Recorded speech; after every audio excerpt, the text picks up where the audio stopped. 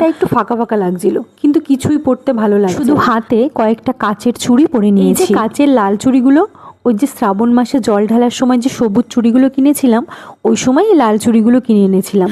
সব কিছুর পর একটা টিপ না পড়লে যেন পুরো সাজটাই ইনকমপ্লিট। মানুষের টেস্ট কিভাবে বদলে যেতে পারে সেটা নিজেকে দিয়েই বুঝেছি।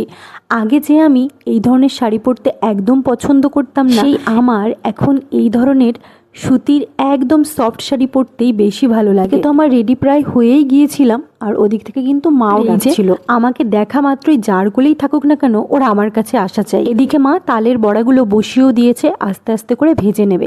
তাই আমি ভাবলাম ওদিকে ঠাকুরের আসনটাকে সাজিয়ে সব কিছু রেডি করে ফেলি, তারপর বড়াগুলো হয়ে গেলে ঠাকুরকে ভোগ নিবেদন করে দেব। তোমরা কি এটা জানো যে সারা বছর কিন্তু রাধারানীর চরণ দর্শন করা যায় না, মানে ঢাকা থাকে পোশাক দিয়ে, কিন্তু শুধুমাত্র এই ঝুলন